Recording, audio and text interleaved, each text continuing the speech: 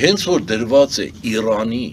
լինել չլինելու հարցը, իսկ այսօր սեղանին դա է դրված։ Ակնհայտ է, որ այդ պետությունը էլ ոչինչի առաջ կանգ չի առնի։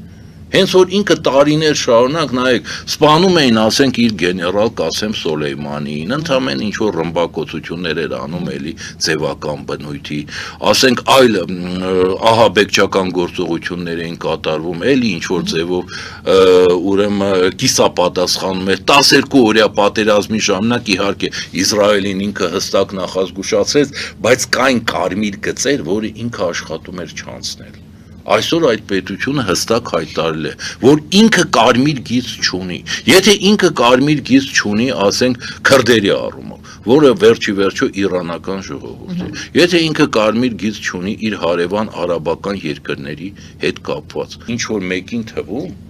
որ ինքը կարող է կարմիր գիծ ունենալ Ադրբեջանի հետ կապված։